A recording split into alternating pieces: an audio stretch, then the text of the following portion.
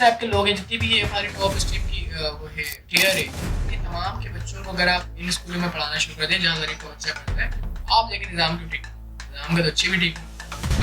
उन्होंने क्या किया, उन्होंने तो अपने बच्चों को पढ़ाना पार्ट में हुआ ऐसा कि एक कंपनी आई बड़े सजे पाक में, उसने एक गली पे, अब उस महल्ले के लोगों ने बोला कि यार दिस इज नॉट अ, उस कंपनी ने फिर उस मोहल्ले पे कब्जा किया। ऐसा है ना कि पाकिस्तानियों को मतलब अच्छा नहीं समझा जाता, ऐसा क्यों है?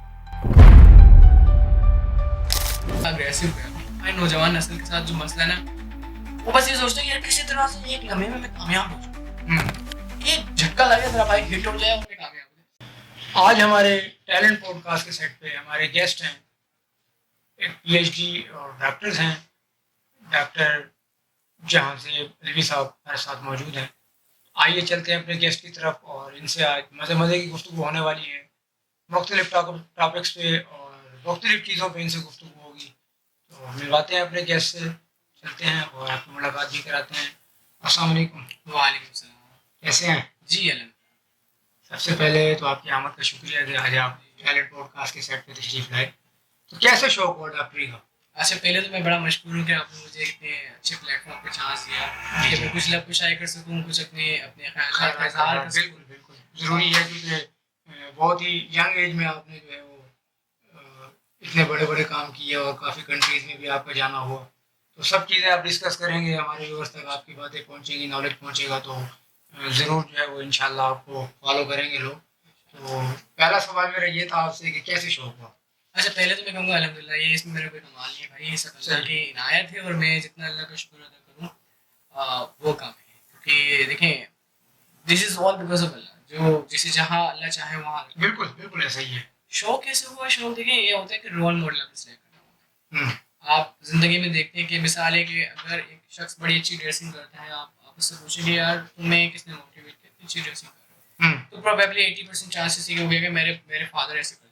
तो सही। क्या होता है, अपने बड़ों से इंस्पायर होते हैं, वो पेरेंट्स उससे से ही सीखते हैं। सीख लेते हैं। बिल्कुल। लाजमी नहीं पेरेंट्स हो, लेकिन बड़ों में कोई भी हो सकता है। जैसे मेरे मामू थे, मेरे खानदान में इतना कोई पढ़ने लिखने का रिवाज नहीं है। अच्छा। आप 25,000 से ज़्यादा, हमारा पूरा खानदान कबीला है एक तरह का, लेकिन शायद तो नाज़ दिमाग हो, लेकिन बड़ी बड़ी बात होती है। मेरे मामू थे माशाल्लाह, मास्टर कर चुके थे, इकोनॉमिक्स में मान नाम था। फिर मेरे कज़न थे अरसलान, उन्होंने ग्रेजुएट कर लिया, तो उनसे बड़ा इंस्पायरेशन मिलती थी कि यार नहीं यार कुछ ऐसा ऐसा करना है कि लोग सोचे कि हाँ यार इससे थोड़ा सा डिफरेंट किया और सबसे हटके किया और थोड़ा सा पढ़ाई लिखाई में आ गया। मोटिवेशन मिलती है आपको वहाँ से। चैरिटी बिगिंस एट होम, अच्छा है अपने घर से शुरू करी। तो मेरी जो जो सबसे पहली मोटिवेशन है ये दो लोग हैं जिन्होंने सबसे ज़्यादा मोटिवेट किया। सही।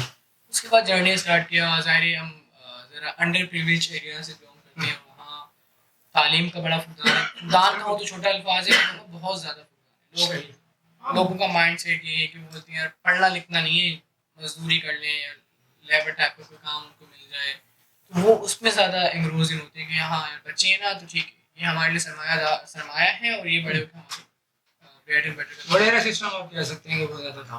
वडेरा तो नहीं, इग्नोरेंस में कहूँ तो ज़्यादा बेहतर है, क्योंकि हमारे लोगों में शऊर नहीं है, ना शऊरियत बहुत ज़्यादा है। कोई मोटिवेट करने वाला नहीं है, कोई गाइड करने वाला नहीं, कोई डायरेक्शन दिखाने वाला नहीं है। सही। 90% पाकिस्तानियों का मसला ये है कि उनको पता है जीना है, लेकिन ये नहीं पता ज़िंदगी में करना क्या है। मकसद ही नहीं है, डायरेक्शन नहीं है, गोल नहीं है, एम नहीं है, पर्पसेस नहीं है। जब पर्पस नहीं है तो ये तो ऐसी कश्ती है कि जो एक समंदर में चल रही है, उसको पता नहीं है कि किनारा कहाँ है, बस चलते ही रहना है। हाँ वैसे। चलें, तो फिर किस तरह तालीम का आगाज़ हुआ, कहाँ से किया और फिर कैसे आगे पहुँचे, थोड़ा सा अपने बारे में बताएं। यही मैं थोड़ा सा बताता हूँ आपको। ये बड़ा इंटरेस्टिंग सा सफ़र है, बड़ा अजीम किस्म का जर्नी है, सफ़रनामा बड़ा अहम है।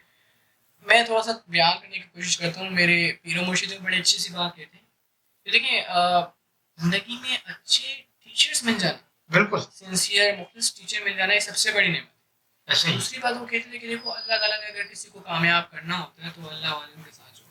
बिल्कुल। ठीक है, एक कदम आप उठाते तो 10 एक कदम की कोशिश आप करते तो 10 कदम खुद ब खुद अल्लाह ताला आपके लिए आसान कर देता है। मेरा भी कुछ ऐसी था कि पैसे नहीं होते थे, मजदूरी करता था, कंपनीज भी की, लाइक कहते हैं ना बिल्कुल very low profile under privilege area का जो बच्चा होता है, चाइल्ड जो सलम ब्लॉक से बिलोंग करता हो। सही।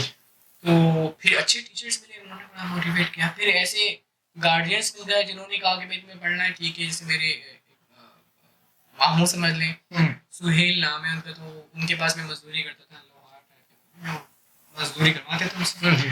बाकी चीज़ें मैं यहाँ कैमरे पे तो खैर नहीं बोल सकता कि चले पसे पर्दा रहने दें। लेकिन जो हाँ उनकी अच्छी आदत वो ये कहते थे कि तुझे पढ़ना है ना तो ठीक है यहाँ 3 बजे तक 4 बजे काम कर, उसके बाद तू ट्यूशन जा, तू लैंग्वेज का सही। इस तरह से उन्होंने मतलब बड़ी स्ट्रगल की आपने। स्ट्रगल तो बहुत ज़्यादा की है, ज़्यादा ही की है क्योंकि वो कहते हैं ना इन्नमल उसरी युस्रा, हर मुश्किल के बाद आसानी है। हाँ वो मुझे इस बात पे अल्लामा इकबाल का एक शेर याद आ गया कि खुद ही को कर बुलंद इतना कि हर तकदीर से पहले खुदा बंदे से खुद पूछे बता तेरी रजा क्या है। तो मैं ख्याल इसी तरह ही स्ट्रगल आती इसी है। में दूसरा शेर भी अल्लामा इकबाल का मैं अर्ज कर देता हूँ। बिल्कुल बिल्कुल। हिम्मत है तो कर पैदा, फिर दो से बरी अपना। हिम्मत है तो कर पैदा, फिर दो से बरी अपना, मांगी हुई जन्नत से दोज़ख का अज़ाब अच्छा। यानी मेहनत कर कमा भाई। बिल्कुल बिल्कुल। ऐसा नहीं कि खुद ब खुद आपको सब सजाया हो। ऐसा कभी भी नहीं होता है। कहीं कोई भी फील्ड है या एजुकेशन ले लें या आप लेबर साइड भी ले लें तो वहाँ भी काफ़ी स्ट्रगल है भाई। स्ट्रगल का मेहनत करनी पड़ती है हर जगह, हर मैदान में, हर मोड़ पे स्ट्रगल है। तो जिस तरह आपने की स्ट्रगल, तो यंग जनरेशन को क्या मैसेज जाना चाहिए फिर आपकी तरफ से? चले पहले तो मैं अपनी सुहेल भाई वाली बात कंप्लीट कर लूँगा। सुहेल भाई मिले तो उन्होंने मुझे ग्रेजुएट तक पढ़ाया। उसके बाद फिर हमारे एक जहाँ मैं ऑफिस में टेलीफोन ऑपरेटर था, वहाँ हमारी मेम फ़रियाल अहमद फ़हीम, अल्लाह उनकी ज़िंदगी सलामत रखे, उनको ज़िंदगी में हर वो खुशियाँ दिखाएं जिसकी मुझे लगे। तो उन्होंने क्या किया, उन्होंने बोला कि यार तुम ग्रेजुएट कर चुके हो, पढ़ना चाहते हो? सही। मुझे अच्छा कहाँ पढ़ना चाहते हो मुझे बताओ। मुझे आप यूनिवर्सिटी में खैर मैं पढ़ना चाहता हूँ तो मेरी जो सैलरी नहीं है देखता हूँ कुछ गवर्नमेंट यूनिवर्सिटी से कर लूँगा। तो चेक साइन करके दिया कि मैं जाओ बेटा ये फला फला यूनिवर्सिटी यहाँ अपना MBA स्टार्ट। उन्होंने फिर मुझे PhD तक माशाल्लाह लेकर गई। PhD में उन्होंने अखलाक की मदद मेरी बहुत की। कहने लगे बेटा तुम इतना माशाल्लाह कमा रहे हो, अच्छा मैं तुम्हें अब नहीं बोलूँगी वरना तुम जो ना इस चीज़ का नाजायज़ फ़ायदा उठाओगे। बस मजाक में कह रही थी लेकिन ऐसे कभी होता नहीं। पढ़ने के लिए उन्होंने स्पेस दिया कि यार तुम एक काम करो, 4 घंटे ऑफिस का काम करो, 4 घंटे अपनी PhD की थीसिस करो। मतलब बैक सपोर्ट रही उनकी। मैं वही कह रहा हूँ अल्लाह वाले ढूंढना शुरू। बिल्कुल बिल्कुल। दिखने में वो ऐसी फैशनेबल, अच्छा बोले कि लेकिन जब वो आप उनकी उस पे जाए ना कि उनका बैकग्राउंड क्या है, हम तो हैरान और परेशान हो गए जब हमने उनको कुरान करीम पढ़ते हुए देखा, चुपते हुए नमाजें इस तरह की। कितने लोगों की मदद करी, लेकिन क्या है कि वो कभी किसी को जाहिर नहीं करती है तेरे पे मैंने एहसान किया, कभी भी नहीं। अगर ये पॉडकास्ट देखेंगे तुमको याद आएगा कि ये बंदा आज तक मुझे याद रखा। चलिए बिल्कुल आपका आप यही बात नई नौजवान नस्ल का तो ये यार देखें, इस बात को तो मेरा हमेशा पढ़ना रहता है। और ये जितने भी TV शो मैंने अभी तक किए उन सब में बड़ा अग्रेसिव गया हूँ भाई। नौजवान नस्ल के साथ जो मसला है ना, वो बस ये सोचते हैं कि यार किसी तरह से एक लम्हे में मैं कामयाब हो जाऊँ, एक झटका लगे तेरा भाई हिट हो जाए और मैं कामयाब हो जाए। प्रैक्टिकली पॉसिबल वजह ये कि देखो this is 1 in a million। वो सोचते हैं कि मैं कहकशां में जाऊँ, सितारा बन जाऊँ, आसमान में सितारा बन जाऊँ। अब उन गधों को कौन समझाए कि आसमान पे करोड़ों सितारे पर आसमान एक ही है। बनना तो आसमान बन भाई, सितारा क्यों बनता है? ये एक शॉर्टकट वाला जो उनके ज़हन में एक टूर है ना, बिल्कुल ये बहुत बुरा है। और ये मोटिवेशन कहाँ से मिलती है उनको? मोबाइल पे जो स्क्रीन टाइम उनका 9-10 घंटे वो वहाँ उसकी रील्स को देख देख के अच्छा ये हिट हो गया, वो हिट हो गया, ऐसा हो गया, एक्सीडेंटली वो कामयाब हो गया, 3 2 1 पिल्ले बोला बन गया। अब वो क्या करते हैं, उल्टी सीधी हरकतें करना शुरू कर देते हैं फेमस होने के लिए। सही। समझ में नहीं आता कि यार ये सिर्फ एक लिमिटेड टाइम के लिए आप फेमस हो भी गए, आपकी क्रेडिबिलिटी क्या है, आपकी काबिलियत क्या है, आपकी स्किल्स क्या है, आपके कैमरे के सामने बोल सकते हो, आपसे कोई तालीम का सवाल पूछे, आपसे कोई ऐसी राय मांगे जिसमें ज़िंदगी का फैसला मुनसर हो, तो वो आप कैसे करोगे? आपने वो तो बहुत कहना ही नहीं। अब तो ना सबसे बड़ा ये अलमिया, सबसे बड़ा ये कि सोशल मीडिया ने इतना बिगाड़ पैदा कर दिया कि इसको कंट्रोल नहीं कर सकते। जबकि एक हद तक अगर देखा जाए तो सोशल मीडिया पॉजिटिव वे में अगर लें तो काफ़ी बिजनेस भी लोग इससे कर रहे हैं। Agreed, I 110% agree with you. Just tell me one thing, YouTube पे सीखने वाला कंटेंट कितने लोग देखते हैं? 5%, 6%, 7%? बिल्कुल। आप में या जो एजुकेटेड बंदा होगा 6-7% से ज़्यादा कोई भी ऐसा यूट्यूब पे आपको नहीं मिलेगा जो एंटरटेनमेंट के अलावा पढ़ने आता हो। सही। कह रहे हैं हे भाई ये ऐसा है कि आटे में नमक के बराबर। पॉजिटिव होना बहुत अच्छी बात है, हमें पॉजिटिव सोचना भी चाहिए, अच्छे कंटेंट बनाना चाहिए। तो फिर व्यूअर्स को ये मैसेज आप कन्वे करें हाँ यहाँ से इस प्लेटफॉर्म से कि किस तरफ आना चाहिए इनको, क्योंकि यंग जनरेशन हमारी किस तरफ जा रही है? इस तरफ तो अभी तो लगता है कि बिगड़ने की तरफ ज़्यादा है। ये हमारी जनरेशन का, आप नेपाल का देखें, यंग जनरेशन तो उनकी भी थी, इनकलाब लेकर आ गए। आप ट्यूनिश का देखें, आप लिबिया का देखें, लबनान का देखें। आपको मैं इतने कंट्रीज दिखाऊं जिसमें जेन जी का सबसे बड़ा। आप खुद कितने कंट्रीज में रह चुके हैं? यार मेरे 25 से ज़्यादा हो चुके हैं, अभी 11 में कर आ चुका हूँ अल्हम्दुलिल्लाह। अच्छा। लेकिन हर कंट्री में उनकी जो यूथ थी, मिसाल के तौर पे सिंगापुर के एग्जाम्पल में गवर्नमेंट ऑफ सिंगापुर ने क्या किया, उन्होंने एक हेवी इन्वेस्टमेंट की अपनी यूथ के ऊपर, सही उन्होंने सब कुछ स्किलफुल बना, आपसे आपके आपके मतलब 50 साल बाद जाकर वो आबाद हुआ है, ठीक है। और आप आज देखिए सिंगापुर को आप छू भी नहीं सकते, इतना आ गया, आपसे 1000 साल आगे निकल गया। दुबई के एग्जाम्पल ले लें आप, ठीक है, दुबई आप आपके कराची के नक्शे पे बना हो, कहाँ से कहाँ निकल गया, ये वो कंट्रीज है। आप दूर ना जाएं, इंडिया के दक्कन चले जाएं, वहाँ आप देखें उन्होंने क्या किया, एक IT सिटी पूरा डेवलप किया। हमारे वहाँ भी एक शख्स आया था, मैं नाम यहाँ लूँगा तो बड़ा मसला बन जाएगा, कामयाब नौजवान का प्रोग्राम लेकर आया, उसने बोला कि चलो इसके इम्पैक्ट 10 साल बाद देखेंगे, लोगों को हुनरमंद बनाना सिखाया। आप हुनरमंद हो, आप कंप्यूटर के सॉफ्ट स्किल सीखें, आप जो है फॉरेन डायरेक्ट इन्वेस्टमेंट को, FDI को अट्रैक्ट करना शुरू करें, आप मुल्क के अंदर डॉलर लेकर आए, ठीक है। वो बड़ी अच्छी एक कोशिश थी कि यूथ को सही डायरेक्शन पे लेकर जाना। सही, ये इंडिया में भी हुआ। इंडिया की ये जो दक्कन का इंफोसिस है, इसका अगर आप टोटल रेवेन्यू देखें ना, तो मैं समझता हूँ पाकिस्तान के 1/3 बजट के बराबर है। This is a very very big amount अगर आप सिर्फ कैलकुलेट करने बैठ जाओ कि उसका रेवेन्यू में प्रॉफिट आफ्टर टैक्स नहीं बोल रहा, रेवेन्यू की बात कर रहा हूँ, इतना ज़्यादा कि 1/3 ऑफ पाकिस्तान का GDP $374 बिलियन। वो लोग वो यूथ को यूटिलाइज करें। पूरी दुनिया में IT छाया हुआ है, ऐसा छाया हुआ है कि जिसकी आप जिस चीज़ को उठाएं, ChatGPT ईजाद हुआ उसके पीछे की गूगल का जो भी वो है प्रेसिडेंट सुंदर पिचाई, वो इंडियन। आप देखें तो कि उन्होंने किस तरह से ग्रैब किया है दुनिया में, किस तरह से इवॉल्व हुए, किस तरह से उन्होंने अपनी यूथ को एक सही, ठीक है इंडिया में अफलासी है, मसले मसाइल बहुत हैं, ठीक है, वहाँ पॉलिटिकल इन्फ्लुएंस बहुत ज़्यादा है, वहाँ रेसिज्म बहुत ज़्यादा है, ठीक है, रिलीजियस डिस्प्यूट बहुत ज़्यादा है, लेकिन उन्होंने क्या किया, उन्होंने ये जो यूथ था ना, इनकी यूटिलाइजेशन को एक अच्छे तरीके से, genius, Asian are very very सही डायरेक्शन। हमारे वहाँ इस तरह के एक बड़े सिग्निफिकेंट लेवल के, यानी आज से लगाए 10 साल के प्रोग्राम्स होना चाहिए कि हाँ 10 साल बाद मेरी कौम कहाँ खड़ी हुई।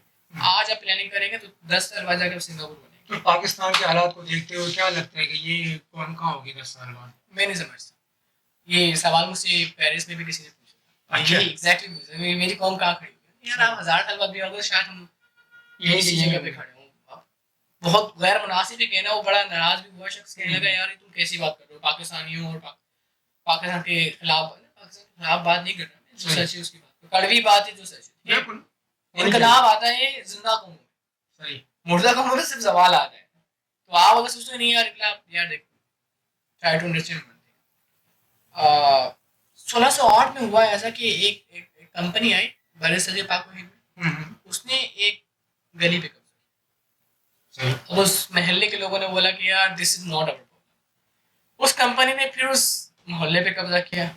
उस कस्बे के लोगों ने बोला this is not our problem. उस कंपनी ने फिर कस्बे पे कब्जा किया, और कब्जे के बाद जब शहर वाले रहते उन्होंने कहा this is not our problem. फिर शहर पे कब्जा किया और फिर मुल्क पे कब्जा किया। इस कंपनी का नाम था ईस्ट इंडिया कंपनी। हमारे वहाँ मसला ये है कि हम कहते हैं this is not our problem. कुछ भी हो नहीं यार, अपना मसला नहीं।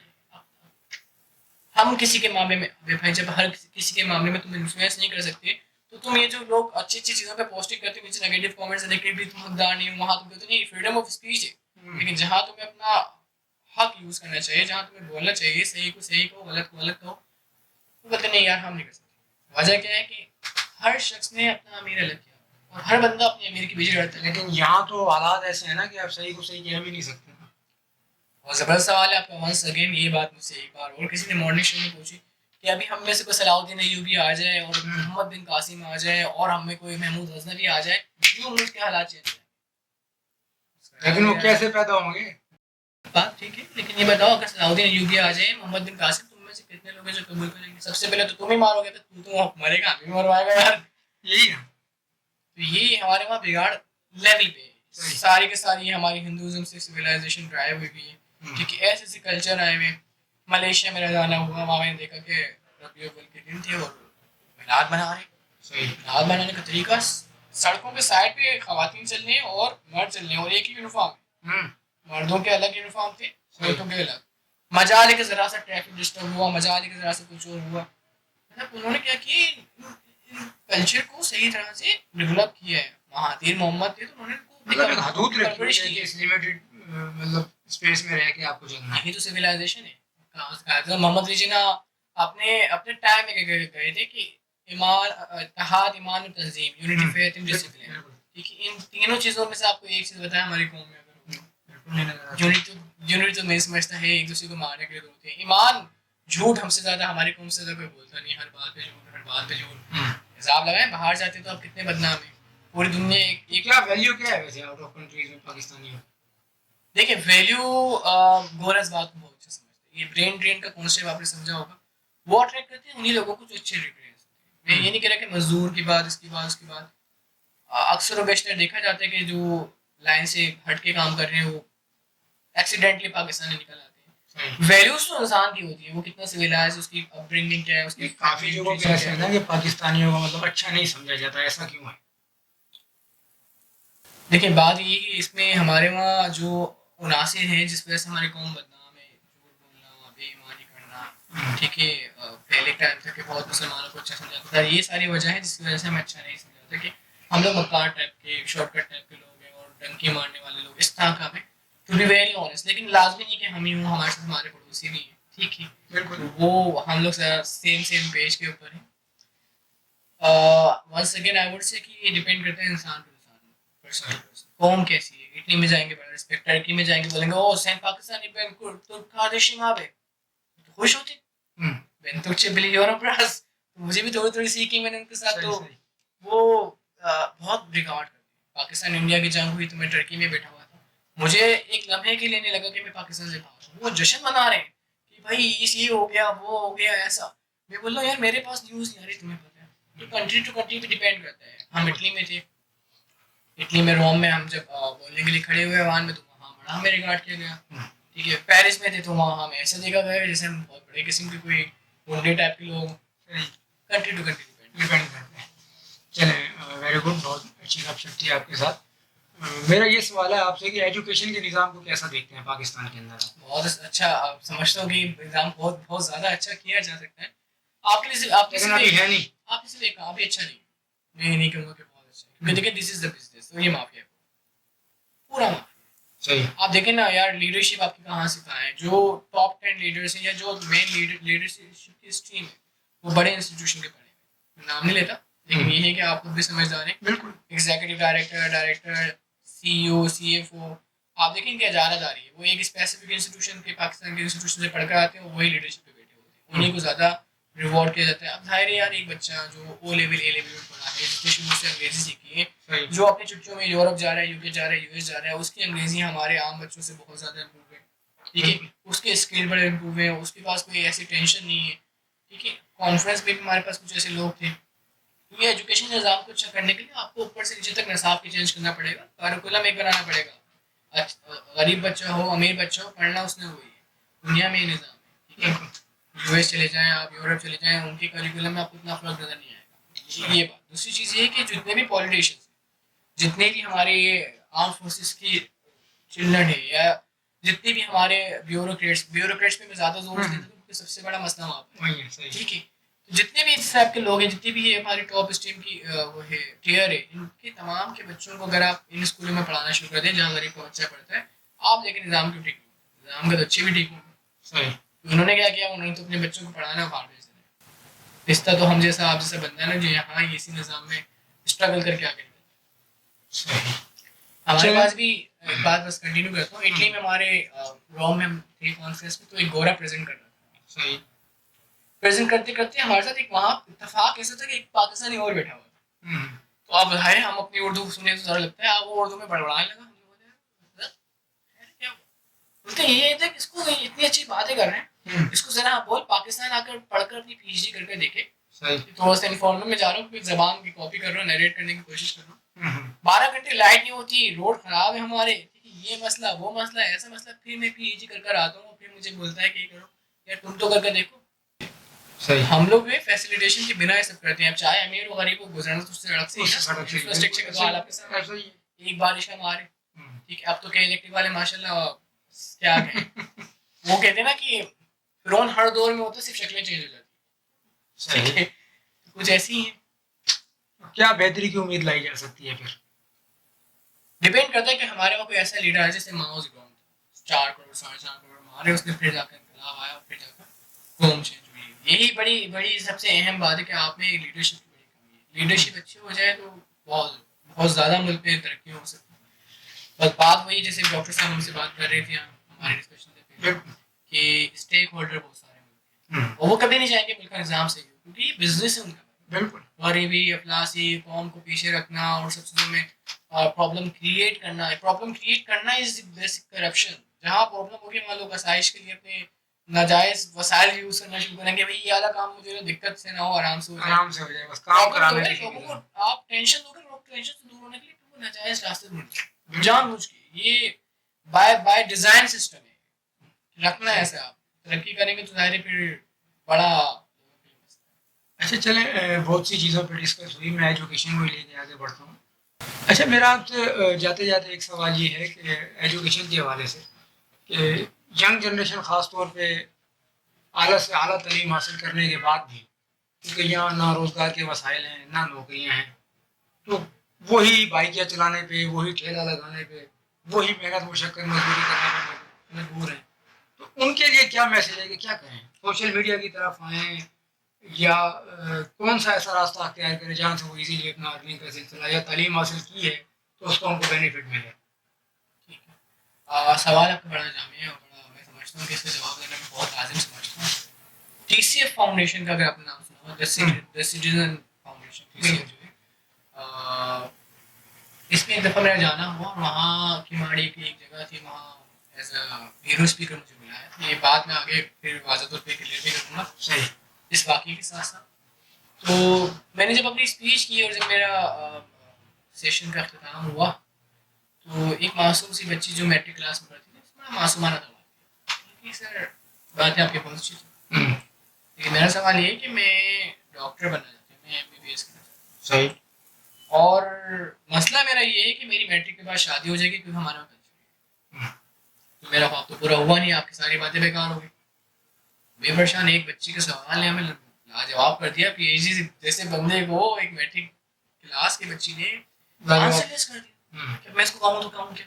पढ़ना है पर पढ़ने के लिए वसाइल नहीं है मेरे पास, मेरे बाबा मानेंगे नहीं, मेरा खानदान मानेगा नहीं। सही। तो हमारी टीचर थी कमरान साहब, उनसे मैंने पूछा कि सर वो ज़रा ऐसा ऐसा हुआ है मेरे साथ, कहने लगे कि अगले सेशन में जाना और उस बच्चे को ये वाली बात कहना, देखो ठीक है तुम डॉक्टर नहीं बनेगा, ठीक है तुम्हारे साथ मसले सही। लेकिन जो ख्वाब तुम्हारी आंखों ने देखे उनको कभी मरने मत देना, ट्रांसलेट करना अपने बच्चों में। तुम्हारे साथ नाइंसाफी हुई पर तुम अपने बच्चों के साथ सही। लाजिम नहीं कि आपको कोई चीज़ जो सोचे वो आपको हासिल हो जाए, लेकिन आप उसको दूसरों को आगे पास करें। यदि यार तुम मैं नहीं कर सकते, तुम करो, शॉर्ट एक कंधा नहीं आगे बढ़ने का, ना के टांगे। सही। नौजवान नस्ल को क्या करना चाहिए, क्या उनकी डायरेक्शन होनी चाहिए? तो सबसे पहले तुमको अपने गार्जियन अच्छे बनाना पड़ेगा। आप मोहल्ले में लोगों के साथ बैठे, आप उनके साथ बैठे जो साहब अकल है, ठीक है। अगर आपको ऐसा लगता है कि नहीं यार ये बंदा मुझे सही गाइड कर सकता है, ये मेरा मौलम बन सकता है, तो आप उनसे गाइडेंस लें, अपने रोल मॉडल टेक करें। मेरे नबी सल्लल्लाहु ने 23 साल तक हमारी इस उम्मत की रहनुमाई करी, तो जाकर 22 लाख मरबा मील पर बिल्कुल हमारे साहब रहनुमाई बड़ी बड़ी मैटर करती है कि आप उसको रोल मॉडल बोलें। आज पूछे किसी बच्चे से वो इज योर रोल मॉडल, तो यकीनन या तो कोई यूट्यूबर होगा या कोई एक्टर होगा या कोई actor. No one will see कि यार मेरे मेरे जो रोल मॉडल है वो मेरे सहाबा कराम है, अनबिया कराम है, औलिया कराम है, तबा ताबईन है, इनमें से कोई नहीं होगा, क्योंकि हमें पढ़ा ही नहीं जाता। हम तो वो लोग हैं, अब किताबों से तो इतने दूर हो गए हैं। हमारे टाइम में कल्चर था 90s का, मैं हूँ तो ज़ाहिर है उस टाइम पे होता ये था कि किताबें पढ़ी जाती थी, उनसे इल्म हासिल था, उनसे शेफ हासिल था। अब तो अगर शर्फ हासिल करना है तो जाएंगे यूट्यूब पे वीडियो देखेंगे, वो बंदा सही बोल रहा है, गलत बोल रहा है, कहाँ से इसका एविडेंस है, क्या उसकी रिसर्च है, उसको अडॉप्ट करो, जो कि सही नहीं। हमें बताना चाहिए कि देखो रोल मॉडल आपकी ये होना चाहिए, जिनकी तुम पैरोकारी करोगे उन्हीं में से उठाए जाओ। सही। तो रोल मॉडल आपको सिलेक्ट करना पड़ते हैं। देखो ये आपकी, फिर रोल मॉडल की जिम्मेदारी क्या है कि अगर वो, मिसाल मैं अपने एग्जाम्पल लेकर बताता हूँ कि मैं अगर मेरे खानदान में पढ़ा लिखा हूँ तो मैं सोचूंगा कि मेरे घर के भी लोग पढ़े, ठीक है, उनको मैं मोटिवेट करूँ। चिराग से चिराग जलता है, ऐसे ही है। ऐसा ना हो कि चिराग के नीचे अंधेरा हो जाए। इसलिए लाजमी कि जो आप सीखते हैं उसको आप पास ऑन करें। आप लोगों को बताएं कि देखें आपने इससे इंस्पायर होना है, पैसे के पीछे नहीं भागना। पैसा एक चमक है, एक अट्रैक्शन है। ये सेहरा में जो है मेहराब की मुँह मानद होता है कि जैसे दिखता है चमक होती है, लेकिन जब करीब जाए तो कुछ नहीं होता। तो ये आपने बड़ा अहम है कि अपनी यूथ को एक तो ये वाली बात की रोल मॉडल सही सिलेक्ट करें। हमारे सहाबा कराम, अंबिया कराम, औलिया कराम, इनके बारे में पढ़ें, उनकी स्ट्रगल्स देखें, हमारी स्ट्रगल क्या है। इमाम शाफी कैसे बन गए, इमाम गजाली कैसे बन गए। मौलाना रूम जो थे रूमी कैसे बन गए, रूमियत अगर बाबा शम्स नहीं होते तो उनको रूमियत नहीं मिलती। बिल्कुल बिल्कुल। कि तमाम लोगों की जब पढ़े ना कि तालीम के पीछे इमाम शाफी जो थे वो अपने टीचर के साथ रास्ते में जा जाकर पढ़ते थे कि आपका रास्ता इतनी दूर का है तो इस रास्ते में आपसे इल्म हासिल करो। सही। क्या है कि आपने थोड़ा सा अंदर इसका आग जलाना पड़ती है कि यार नहीं मुझे क्या करना है। और ये तमाम चीज़ों का ये है कि जो गरीबी की चेन है ना अगर उसको कोई चीज़ तोड़ सकती है वो है तालीम। बिल्कुल। तो चेन ब्रेकर बने, चेन का पार्ट ना बने। फिर ये मेरा बाप गरीब था मैं भी बनूंगा, नहीं भाई। उस चेन लेकिन को हमारे यहाँ तो देखें ना यही ट्रेंड चला आ रहा है कि एक ठेले वाले का बेटा ठेला ही लगा रहा है, एग्जैक्टली। अमीर का बच्चा अमीर से अमीर और गरीब का बच्चा गरीब से गरीब होता जा रहा राजा का बेटा राजा बनेगा बस, वो नहीं है हमारे वहाँ। है। ये विरासती सिस्टम चल पड़ा है ना हमारे विरासती सिस्टम है यही बात है। हमारे वहाँ ये कि राजा का बेटा राजा बनेगा, लेकिन पूरी दुनिया में भी ये कि राजा का बेटा राजा नहीं बनेगा, राजा वो बनेगा जो काबिल है। यहाँ। बिल्कुल। तो ये मैं समझता हूँ कि हमारी यूथ को ये रोल मॉडल दीन से करीब हो जाए, इन चीज़ों को समझें। बिल्कुल जी, बहुत अच्छी गुफ्तगू रही जी भी। बस यकीनन आज की वीडियो आपको बहुत पसंद आई होगी क्योंकि बहुत से टॉपिक्स पे बहुत अच्छी गुफ्तगू हुई। इसी तरह जुड़े रहिएगा हमारे साथ, वक्तन फ़वक्तन हम नए चेहरे नए लोग लाते रहेंगे और उनका नॉलेज आप तक पहुंचाते रहेंगे। हमारे टैलेंट को लाइक कीजिएगा, सब्सक्राइब कीजिएगा टैलेंट पॉडकास्ट के सेट पे। और अभी अपने होस्ट को दें इजाज़त, फिर मिलते हैं कुछ नए चेहरों के साथ। अल्लाह हाफ़िज़।